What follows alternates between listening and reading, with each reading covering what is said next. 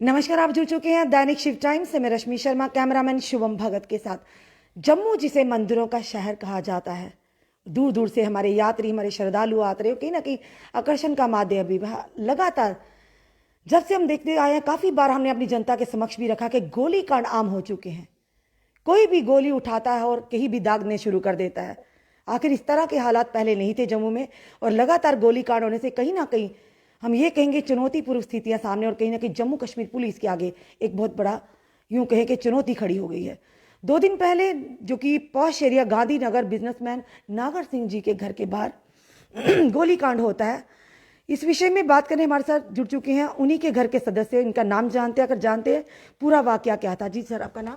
चौधरी बलबीर सिंह। बलबीर जी, आप उस समय यहीं पे थे? हाँ, यहीं पे था। क्या हुआ था, पूरी बात मैं मम्मा अंदर बैठे थे जी। तो बाहर शुरू होगी फायरिंग। हमने सोचा मैच लग गया तो हम बाहर देखने लगे, वो पटाखे उठने गया।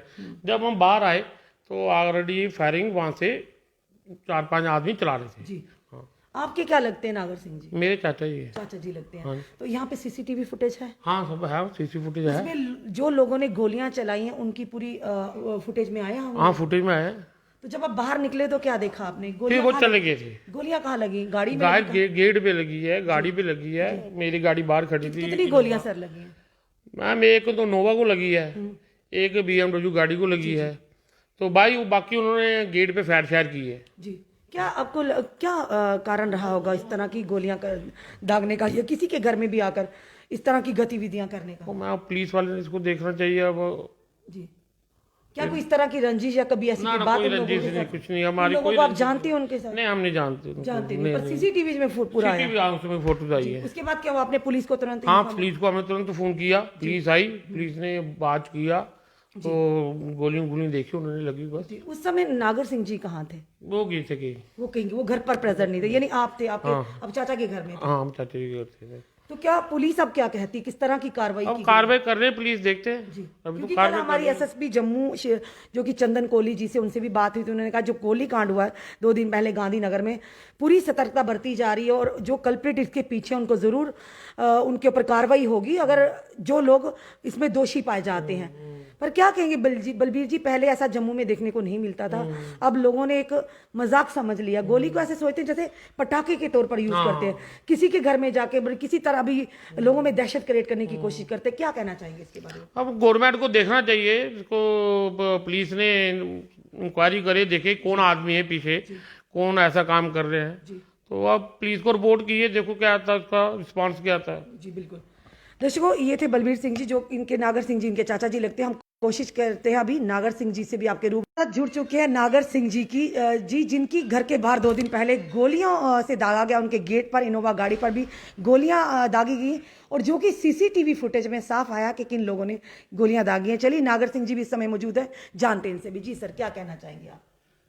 मैडम, ये जो जिन लोगों ने गोलियां चलाई हैं जी मैं इनको पहचानता हूँ, जी और जिसने चलवाई हैं उनको भी जानता हूँ। जी ये क्या है कि एक बहुत बड़ा अमीर आदमी है, उस पर फायरिंग करने का मतलब ये है कि मैं जम्मू में दहशत डालूंगा कि कोई भी मेरे बाहर नहीं है, जी। जो भी मैं कहूँगा वही होगा।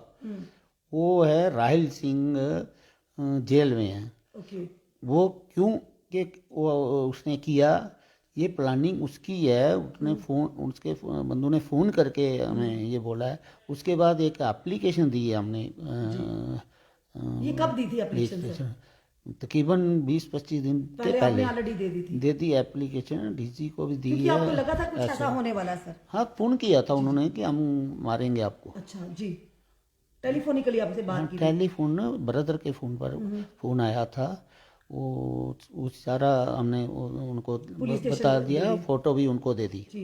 उसके बाद क्या ये डिले पड़ के क्या हुआ क्या नहीं हुआ, चाहे 1-2 दिन उन्होंने रैकी की होगी, उसके बाद नहीं। पहले नंबर तो उनको मेरे मारने का था कि ये 5 बजे जिम जाता है। ओके। तो वो रैकी करते रहे। बेसिकली मैं 1 महीने का बीमार हूँ। मैं 12 दिन रहा लीलावती में, फिर उसके बाद आया, मेरे को नहीं फ़र्क पड़ा, मैं पोलो में चले गया। पोलो से मैं आया तो मेरा एक श्रीनगर कोई दोस्त है, उसके बेटे की शादी थी, ज़रूरी जाना था, मैं वहाँ चले गया। तो वो तब मैं बच गया, नहीं तो ये यानी कि उनको भी कहीं ना कहीं मिसअंडरस्टैंडिंग, उन्होंने ये सोचा था कि आप होंगे, तो गोलियां जिस तरह से दागी थी कहीं ना कहीं आपको निशाना साधा हुआ था। हाँ, बिल्कुल बिल्कुल, मेरा बिल्कुल पता है उन्हें को कि 5 बजे जिम जाता है, जिम मेरा अपना है, जिम खुलता है 6 बजे, मैं 5 बजे चले जाता हूँ और 3 घंटे बाद आता हूँ। ठीक है सर। तो ये उनको पूरी थी, वो रैकिंग भी करते थे जहाँ, वो भी सारा कुछ हमने बताया, ये लड़का रैकिंग कर रहा है, ये पुलिस को पहले का बताया हुआ है। जी जी।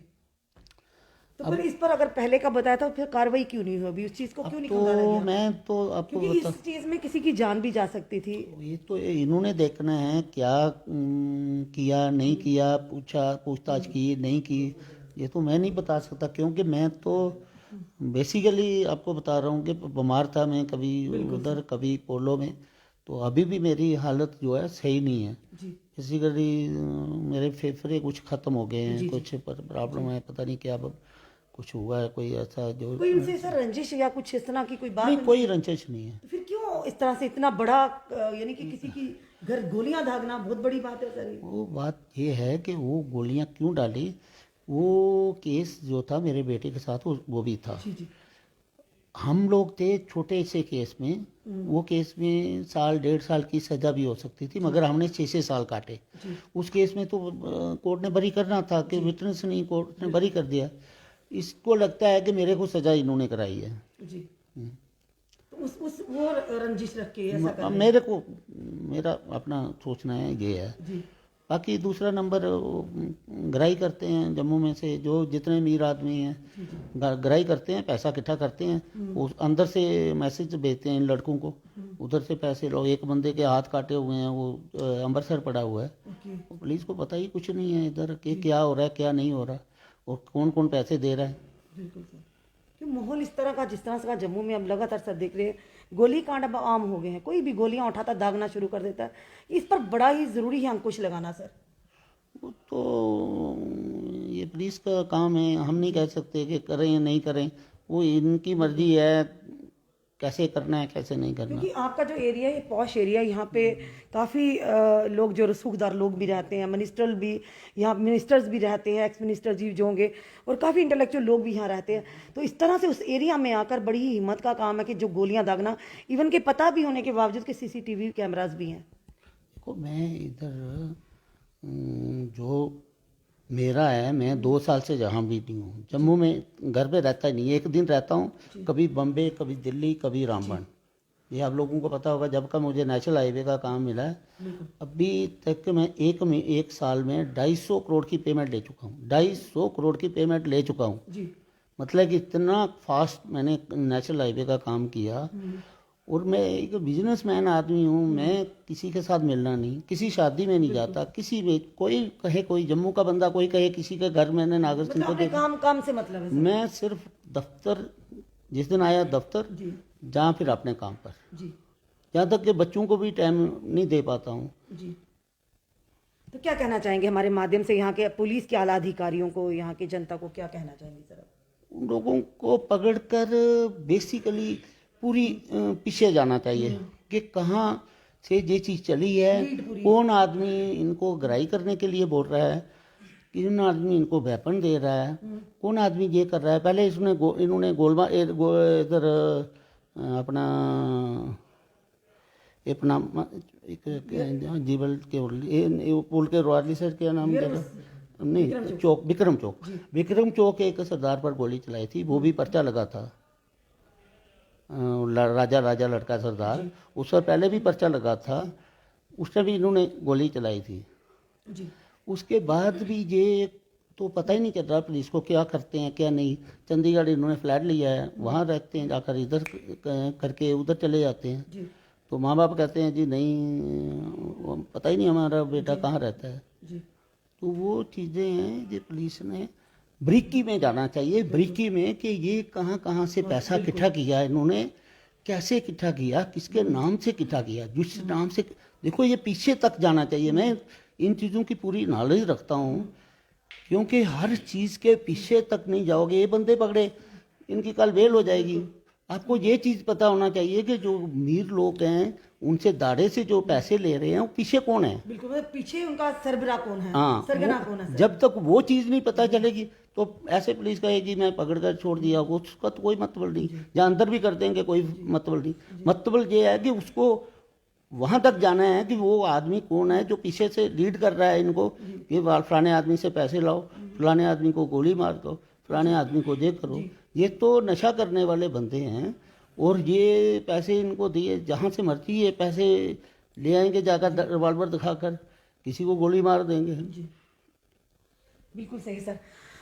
दर्शकों, ये थे हमारे साथ नागर सिंह जी, जो पूरी दास्तान हुई इनके जो भतीजे थे, उन्होंने भी बयान की कि किस तरह से कुछ ऐसे लोग हैं जो कि अपने पैसों के दम पर, अपनी गुंडागर्दी के दम पर किस तरह से लोगों से पैसा ऐंठते हैं और एक डर का माहौल गोलियां चलाकर कहीं ना कहीं करना चाहते हैं, ताकि वो जनता पर ये बता जाएं कि अपने हम ही प्रभावशाली है। पर कहीं ना कहीं इनका ये भी कहना है कि पुलिस को सतर्कता बरतने की ज़रूरत है, ताकि ये लीड तक पहुंचे कि आखिर इनके सरगना कौन है जिनके सर पर बैठ के ये इस तरह के कांड को अंजाम दे रहे हैं। ये बहुत बड़ा कहीं ना कहीं ये कहेंगे हमारे सामने इस तरह की परिस्थितियां आती हैं कि बार बार हम बताते हैं अपनी जनता को, गोली कांड अब जम्मू में आम देखने को मिल रहा है। यानी कि किसी के घर के बाहर भी जाकर आप गोलियां चला दें, पर इस पर कड़ा अंकुश लगाने की बहुत ही ज़रूरत है। जिस तरह से नागर सिंह जी ने कहा कि मैं यहाँ होता ही नहीं हूँ, इनके घर के सदस्य होते हैं, पर जिस तरह से जी जी जी सर, इनको ये पूछताछ करें, नागर सिंह के साथ कोई लेना देना नहीं, इन लोगों का कोई लिंक ही नहीं जुड़ता है, मेरे साथ कहीं भी लिंक नहीं जुड़ता है, तो मेरे पर गोली क्यों चलाएंगे? नहीं चलाएंगे। मेरा कोई है नहीं। पुलिस स्टेशन देख लें, कहीं भी देख लें कि मेरा इनके साथ कहीं नहीं जुड़ता। ये पीछे से बैक है और जब तक बैक नहीं कवर करेंगे तब तक कोई फायदा नहीं है। कहीं ना कहीं आपको खतरा ये कहेंगे? हाँ, खतरा, इससे ज़्यादा खतरा क्या है? मैं बोलता हूँ मैं 5 बजे जिम जाता था तो इधर रैकी करते थे। वो कुदरती है कि मैं 1 महीने से हॉस्पिटल में था, उधर लीलावती में। चलिए सर, भगवान जिसको बचाए उसको कोई भी कुछ नहीं कर सकता। दर्शकों, ये हमने पूरी वारदात बताई जिस तरह से नागर सिंह जी ने कहा कि इन लोगों की शनाख्त भी कर गई और कुछ दिन पहले इन्होंने एक एप्लीकेशन भी दी थी कि इनको खतरा हो। जिस तरह से इन्होंने कहा कि उन लोगों ने कड़ी निगरानी रखी हुई थी आखिर नागर सिंह जी कब घर से बाहर जाते हैं। और जिस तरह से इन्होंने कहा ये 5 बजे का इनका टाइम था जिम जाने का। ये तो कुछ ऊपर वाले की मेहरबानी कि उन दिनों में ये यहाँ पर नहीं थे, ये किसी कारण बाहर थे, जम्मू से बाहर थे, जिल से हॉस्पिटल में थे, बीमार जेर इलाज थे, और जिसके चलते उनका ये निशाना चूक गया। कहीं ना कहीं इस निशाने में इनकी जान भी जा सकती, जो कि बहुत बड़ा ये कहेंगे कहीं ना कहीं दुखद बात है कि इस तरह की घटनाएं, अप्रिय घटनाएं नहीं होनी चाहिए जो लगातार जम्मू में देखने को मिल रही। पर देखते हैं आने वाले समय में पुलिस किस तरह का शिकंजा कसती है ऐसे कल्प्रिट पर, ऐसे गुंडागर्दी करके लोगों पर अपना दबाव बनाने वाले लोगों पर किस तरह का शिकंजा कसती है। और कहीं ना कहीं हमारे जो एसएसपी जम्मू चंदन कोहली जी बड़ा ही अच्छा कार्य कर आए हैं रजौरी से। अब जम्मू का कार्यभार संभाला तो इस तरह के कल्प्रिट पर शिकंजा कसना, जिस तरह से कल हमने इंटरव्यू में भी कहा था, उन्होंने कहा कि इस केस में 2 लोगों को अभी फिलहाल डिटेन भी किया गया, को आने वाले समय पूरा में भी वो इस लीड तक भी पहुंचे कि आखिर किन के सरबराह, यानी इनके सर पर कौन सरबराह जो इस तरह की काम करते हैं, यानी किसी के घर के बाहर भी आकर कभी भी गोलियां चला देते हैं। तो जुड़े रहिए ऐसे हमारे साथ अगले अपडेट के लिए। जय हिंद।